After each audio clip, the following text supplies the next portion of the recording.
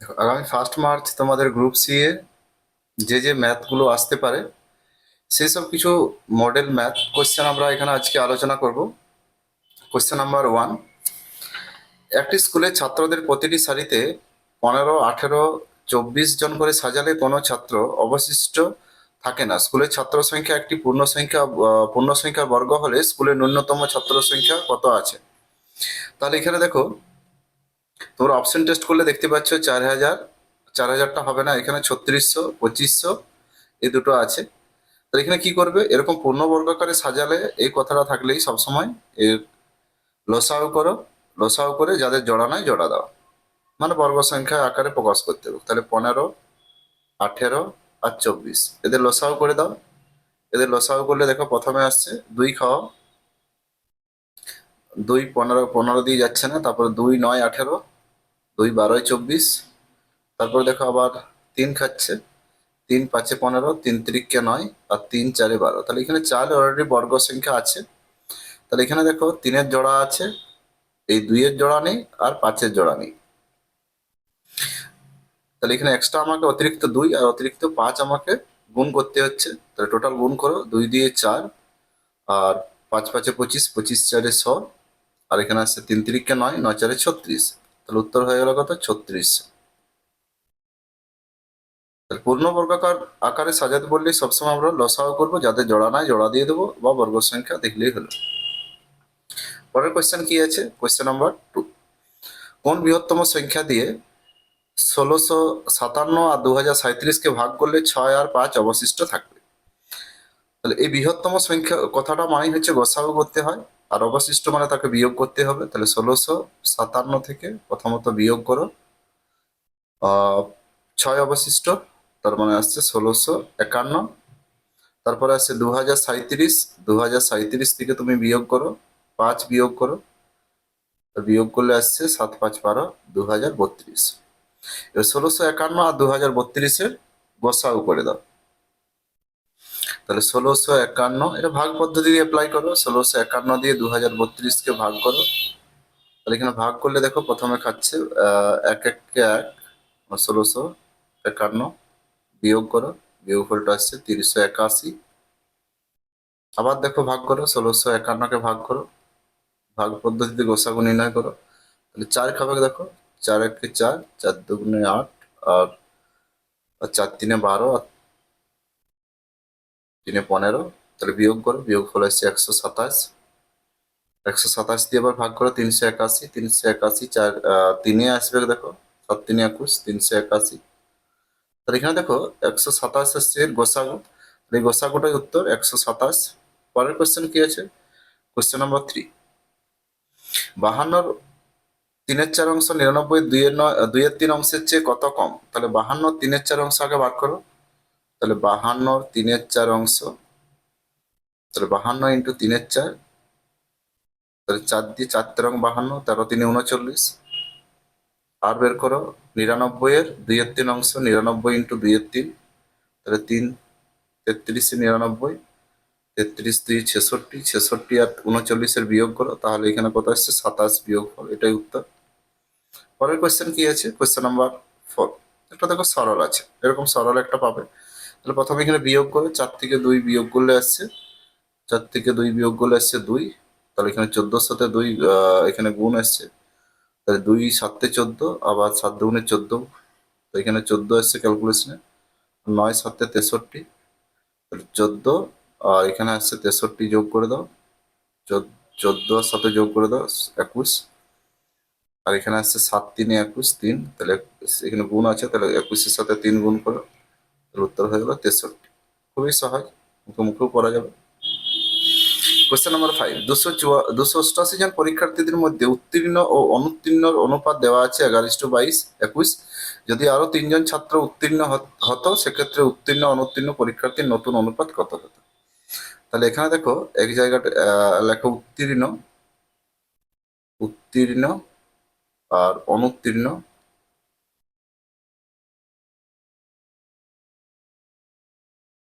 তাহলে অনুপাত আছে কত? 11:21। এদের আনুপাতিক সমষ্টি কত? আনুপাতিক সমষ্টি যোগ করো, 31 আর 11, 21 আর 11 যোগ করলে আসছে তোমার 32। তাহলে এই 32 একক মানে টোটাল ছাত্রছাত্রী 288।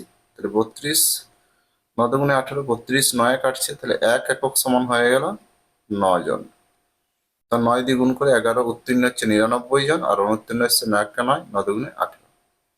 এবার দেখো আরো 3 জন উত্তীর্ণ হচ্ছে, তাহলে উত্তীর্ণর দিকে 3 জন যোগ করো আর এদিক থেকে বিয়োগ করো। তাহলে যোগ বিয়োগ করলে আসছে 102, আর এখানে বিয়োগ করলে আসছে 186। এবার এদের রেশিও করে দাও, 6 দিয়ে ভাগ করো, 6 17, আবার 6 3 18, 6 1 6, তাহলে 17:31 উত্তর হয়ে গেল। পরের কোশ্চেন নাম্বার 6। তাহলে 2a plus 3b is two 2a minus 3b সমান 4:3 হলে a ইজ টু b সমান, এখানে a ইজ টু b বার করতে হবে। তাহলে এই যে 4:3 দেওয়া আছে, তাহলে এদের একেবারে যোগভাগ প্রক্রিয়া, যেহেতু আগে যোগ তারপরে বিয়োগ, তাহলে আগে যোগভাগ প্রক্রিয়া করলে 4 আর 3 7, আর বিয়োগ করলে 1, তাহলে এখানে যোগভাগ প্রক্রিয়া করলে 7:1 আসছে। কিন্তু এদের সহগ আছে, a এর সহগ কত আছে 2, আর b এর সহগ আছে কত 3। তাহলে 2 দিয়ে 7 কে গুণ করো আর 3 দিয়ে 1 কে গুণ করো, তাহলে এখানে আসছে 7 দুগুণে 14, সরি উল্টাটা গুণ করতে হবে। বি এর সহগ দিয়ে এখানে এই 7 কে গুণ করো, আর 2 দিয়ে 7 3 21, আর 2 1 কে 2। এভাবে তোমরা উল্টা গুণ করেও করতে পারবে। তাহলে এখানে এই যে যোগভাগ প্রক্রিয়া করলে কি আসবে, 2a ডিভাইড বাই 3b সমান আসছে 7/1।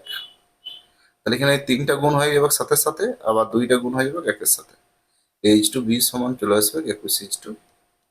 এগুলো দেখো মুখোমুখি করা যাবে।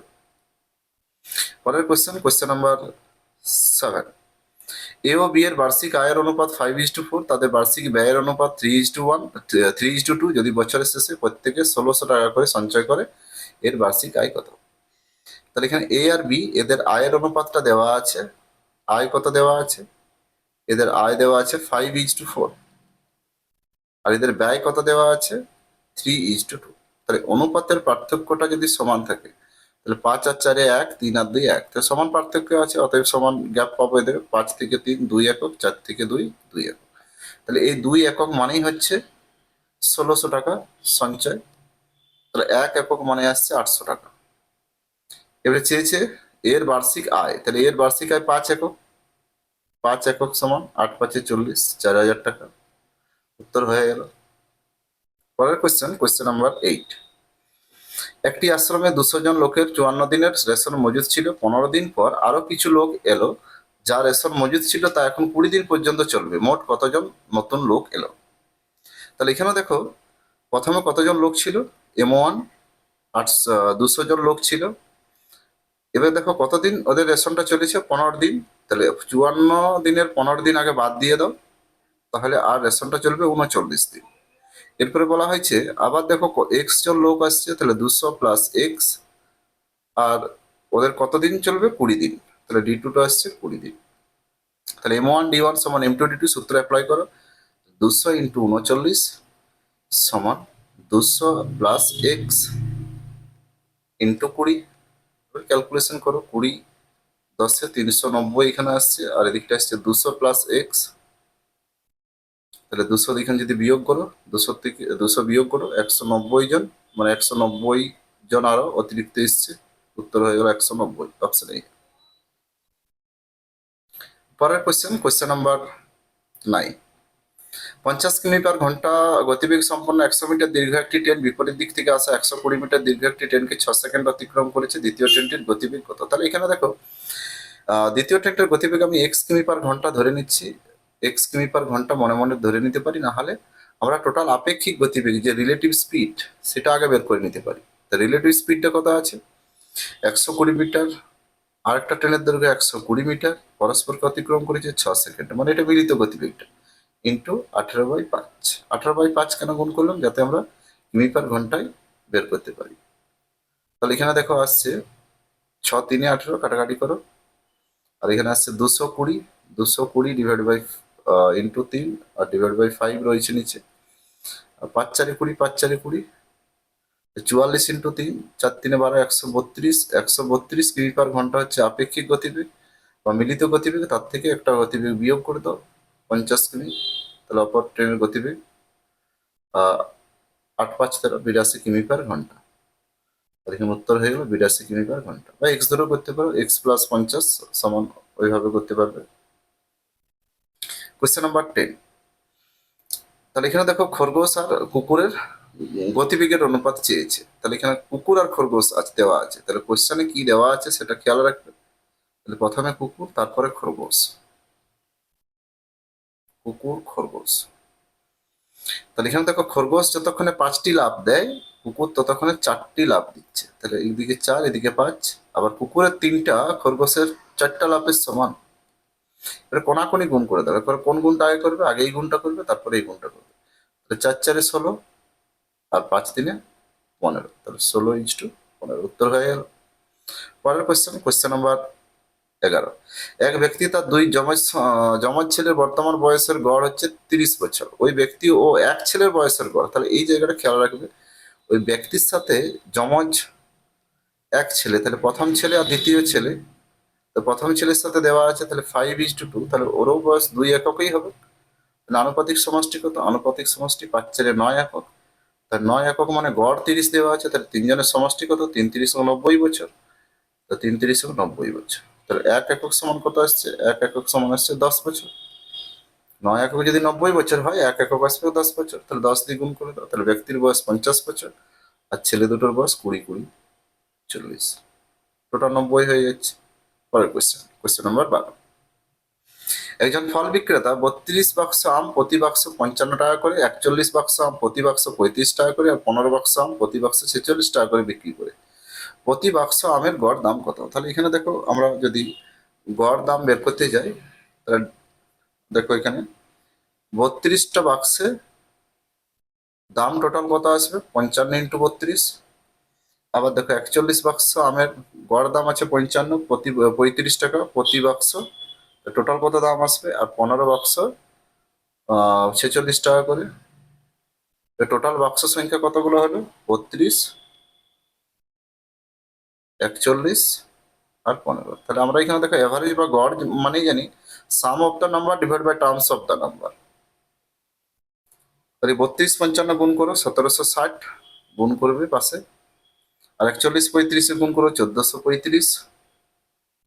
আবার এখানে গুণ করো 15 46 690। তারপরে যোগ করে দাও, 5 থাকছে। এখানে 88 এসছে যোগফল নিচটা, তাহলে এখানে উপরটা যোগফল আসছে 38 85 ডিভাইড বাই 88। 88 দিয়ে ভাগ করে দাও। তাহলে 88 দিয়ে যদি তুমি ভাগ করো 44.147, তাহলে এর আসন্ন মানে আসবে 44.15, এত টাকা পার বাক্স। Question number 13। 21টি জামা ও 35টি প্যান্টের মূল্য একত্রে দেওয়া আছে। 9টি জামা আর 15টি প্যান্টের মূল্য কত? তাহলে 21টি জামা, তাহলে 21টি জামা প্লাস 35টি প্যান্ট, এর মোট মূল্য দেওয়া আছে 41,825 টাকা। এবার দেখো, আমাকে যেহেতু 9টি জামা আর 15টি প্যান্ট, তাহলে প্রথমে কি করব? প্রথমে আমরা 7 দিয়ে ভাগ করব। তাহলে 7 দিয়ে একে ভাগ করো, 7 × 3 = 21। 3টি জামা, 7 × 5 = 35। 5টি প্যান্ট, 7 দিয়ে ভাগ করছি 41,825-কে, ওকে ভাগ করলে পাবে 5,975 টাকা। এবার দেখো, আমার যেহেতু 9টি, তাহলে 3 × 3 = 9, আবার 3 গুণ করতে হবে বোথ সাইড। 3 × 3 = 9টি জামা, আর 3 × 5 = 15টি প্যান্ট, বা 3 দিয়ে গুণ করো 17,925 টাকা। ঠিক আছে, এভাবে ক্যালকুলেশন করবে, তাহলে উত্তর বেরিয়ে যাবে। Question number 14। কোন সংখ্যা থেকে 35 বিয়োগ করলে বিয়োগফল পূর্বের সংখ্যার 80% হয়ে যায়, তাহলে সংখ্যাটি 4/5 কত? তাহলে সংখ্যাটা যদি x হয়, তাহলে তার 35 যদি বিয়োগ করা হয়, তাহলে সংখ্যাটার কত হবে? 80%, বা কেউ 20% সমান করতে পারো। তাহলে 80%, তাহলে 0 0 কাটো, 2 4 8, 2 5 10। তো এখানে x মাইনাস 4x/5 সমানে আসছে 35। এখানে আসছে x/5 সমান 35। 35 5 এবারে গুণ করে দাও, 35 5 175। এবার সংখ্যাটার বলেছে 4/5 তাহলে 175-এর 4/5 কত? 5×3 = 15, 5×5 = 35, 35×4 = 140। উত্তর হয়ে গেল। পরের কোশ্চেন নাম্বার 15, কোন শহরের মোট জনসংখ্যার জনসংখ্যা দেওয়া আছে 3,11,250 জন, তাতে নারী পুরুষের সংখ্যার অনুপাত 43:40। ছেলেদের 24%, মেয়েদের 8% শিক্ষিত হয়, তাহলে শহরে শিক্ষিত লোকের সংখ্যা কত? তাহলে এখানে দেখো মোট জনসংখ্যা দেওয়া আছে 3,11,250, তার মধ্যে তোমাকে পুরুষ মহিলা বার করতে হবে, মেল ফিমেল বার করতে হবে। তাহলে এখানে দেখো ফিমেল আর মেলের অনুপাত দেওয়া আছে 43:40। তাহলে এখানে রেশিও আনুপাতিক সমষ্টি এসছে কত? 83। তাহলে 83 একক মানেই এসছে 3,11,250। তাহলে 1 একক সমান কত আসছে? 1 একক সমান আসবে, কাটাকাটি করো, নিজেরা করবে ক্যালকুলেশন, 37,050, 3750। এবার এখান থেকে দেখো 3750 দিয়ে যদি গুণ করে দাও, 43 দিয়ে যে 3750-কে গুণ করো, তাহলে এখানে ফিমেলটা পেয়ে যাবে। গুণ করলে পাবে 43 × 3750 আর 40 × 3750। তাহলে এখানে দেখো মহিলার সংখ্যা আসছে 16,000, 1,61,250, আর এখানে আসছে 1,50,000। এরপর দেখো এখান থেকে শিক্ষিত, তাহলে মোট শিক্ষিত কত? মোট শিক্ষিত, তাহলে নারীর ফিমেলের কত আছে? এখানে দেখো মেয়েদের বলেছি 8%, আর ছেলেদের কত বলেছে? 24%। শতকরা শিক্ষিত হার যদি বলতো, তাহলে মোট শিক্ষিত বের করে টোটাল সংখ্যা ভাগ করতে হতো। তবে এটা ক্যালকুলেশন করো, উত্তর পেয়ে যাবে। তাহলে এখানে দেখো তুমি নারীদের পাবে 0 0 কেটে দাও, 2×4 = 8, 2×5 = 10, আর 5 দিয়ে 5, 2 2 5, তাহলে এখানে পাচ্ছ 12,900। আর ছেলেদের এখানে পাবে 36,000, তাতে যোগ করো 48,900। এভাবে তোমাকে পুরো ক্যালকুলেশন করতে হবে। কোশ্চেন নাম্বার 16, একটি সেলাই মেশিনের ক্রয় মূল্য 800 টাকা, দোকানদার পরপর 15 ও 10% ছাড় দেন, সেলাই মেশিনটি বিক্রয় মূল্য কত? তাহলে 800 টাকা হচ্ছে ক্রয় মূল্য, প্রথমে 15% ছাড় দিচ্ছে মানে 85%-এ বিকছে, তারপরে তোমাকে 10% ছাড় দিচ্ছে মানে 90% বিকছে। বাস ক্যালকুলেশন করলেই উত্তর হয়ে গেল। 0 0 কাটো, একটা 0 কাটো, 5 2 10, 5 17 85, আবার 2 4 8, 17 4 68, আর এদিকে 9 গুণ করলেই হচ্ছে 612। পরের কোশ্চেন নম্বর 17, একজন ব্যবসায়ী একটি দ্রব্য বিক্রয় করে 5% ক্ষতি হয়, যদি তিনি দ্রব্যটি 10% কম দামে কিনতে পারতেন এবং 55 টাকা বেশি মূল্যে বিক্রি করতে পারতেন, তাহলে তার 30% লাভ হইত। দ্রব্যটির ক্রয় মূল্য কত? তাহলে এই যে কিনা দাম আর বিকা দামের রেশিওটা আমরা আগে বের করে নিই। সে 100 টাকায় কিনে 5% ক্ষতিতে বিকছে মানে 95%-এ বিকছে। 10% কমে যদি কিনতো মানে 90 টাকায় যদি কিনতো, তাহলে তার 30% লাভ হতো। তাহলে 90 × 130, 90 × 130, তাহলে ক্যালকুলেশন করো, 9 3 27, 117। তাহলে এই যে 95 আর 117, এটার গ্যাপ কত? 95 আর 117-এর গ্যাপ হচ্ছে 22 একক। এই যে 22 একক মানেই সে 55 টাকায় কিনেছে, মানে 55 টাকা বেশি মূল্যে বিক্রি করেছে। তাহলে 1 একক সমান কত? 1 একক সমান আসছে 55/22, আর কিনা দামটা চেয়েছে 100 একক। 100 একক সমান কত? 55/22 ইন্টু 100। ঠিক আছে, তাহলে এখানে 11 5 55, 11 2 22, আর 2 5 10, তাহলে 50 × 5, তাহলে এখানে কিনা দাম হয়ে গেল 250 টাকা। পরের কোশ্চেন কি আছে? কোশ্চেন নাম্বার 18, তাহলে এখানে 7/11, 16/20 আর দেওয়া আছে 21/22। এদের মধ্যে ছোট থেকে বড় থেকে ছোট সাজাতে বলেছে, তাহলে বড় থেকে ছোট এটাই উত্তর হবে। তাহলে 11, 20 আর 220 লসাগু করে দাও। 20 লসাগু করে দাও, 220 লসাগু আসবে। তো লসাগু পদ্ধতি করতে পারো। কেউ লব হরে পার্থক্য যদি সমান থাকতো তাহলে যার লব বড় সে বড়। আবার যদি ভগ্নাংশ দশমিক পদ্ধতিতে করতে পারো তাহলে এখানে লসাগু পদ্ধতি অ্যাপ্লাই করছি। 11 দুগুণে 22, 20, 7 দুগুণে 14, 140, 20 11, 11 ষোলো 176, আবার 22 10-এ 210। তাহলে এখানে 210 সবচেয়ে বড়, তারপর 176, তারপর 140, অপশন ডি এর উত্তর। খুবই সহজ পদ্ধতি। Question number 19। এ বি কে 5,000 টাকা আর 2 বছরের জন্য সি কে 3,000 টাকা 4 বছরের জন্য একই সরল সুদের হারে ধার দিয়েছে। সে তাদের কাছে দুজনের কাছ থেকে সুদরূপে 2200 টাকা প্রাপ্ত করে। সুদের হার বার্ষিক হার নির্ণয় করে। তাহলে বার্ষিক সুদের হার 8% ধরে নাও। তাহলে এ কে যখন 5,000 টাকা দিচ্ছে তাহলে আই সমান PRT/100 এই সূত্র অ্যাপ্লাই করবো। তাহলে 8% হারে 2 বছরের জন্য। আবার সি কেও দিচ্ছে একই সুদের হার, দুজনে একসাথে এসেছিল পয়সা নিতে ঘরে, দুজনকে একই সুদের হারে পয়সা দিচ্ছে। তাহলে বি সি কে দিচ্ছে 3,000 টাকা, এই নাও 3,000, 8% হারে সুদ তোমাকেও লাগবে, 4 বছর পরে তুমি দিবে তাই দিবে।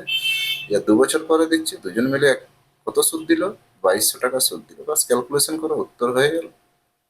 আর এখানে আসছে 5 দুগুণে 10, 100 আর এখানে দেখো শূন্য শূন্য কেটে দাও, 4 3-এ 12, 120 আর 2200 টাকা সুদ। তাহলে 100 আর 120, 220 আর টোটাল আসছে 2200। তাহলে শূন্য একটা কাটবে আর 22 10-এ, আর সমান হয়ে যাচ্ছে 10% সুদের হার। তো দুজনকে 10% বা 10% সুদের হার দিতে হবে। পরের কোশ্চেন নাম্বার 20। তাহলে এই দেখো মান নির্ণয় এরকম ছোট ছোট কোশ্চেন আসে সরলীকরণের। তাহলে এখানে দেখো 1 আর 3-এর গ্যাপ 2 আছে, অতএব 2টা উপরে আছে। তাহলে এখানে সমান, গ্যাপ গুলো সমান আছে প্রত্যেকের, তাহলে 2 আছে। তাহলে এরকম যদি অঙ্ক হয় তাহলে ফার্স্ট আর লাস্ট 1/, করে বিয়োগ করে দেবো। ফার্স্ট আর লাস্ট 1/, করে বিয়োগ। তাহলে এখানে আসছে 48/49। ঠিক আছে, তোমাদের বাকি যে কোশ্চেন গুলো সেগুলো এখানে দেওয়া আছে, দেখো জিআই দেওয়া আছে। তোমরা হোয়াটসঅ্যাপে আমাকে মেসেজ করবে, আমি হোয়াটসঅ্যাপ গ্রুপের লিংক দিয়ে দেবো। গ্রুপ তোমাদের এই কমেন্টে, ভিডিওর কমেন্টে দিয়ে দেবো। সেখানে একটা গ্রুপ আছে তোমার সবার জন্য, সেখান থেকে তুমি কোশ্চেনের ফুল PDF পেয়ে যাবে। আগামী গ্রুপ সি পরীক্ষা সবারই ভালো হবে। এখানে কোশ্চেনগুলো একটু ছোট হয়ে গেছে, দেখবে সেখানে PDFটা পেয়ে যাবে।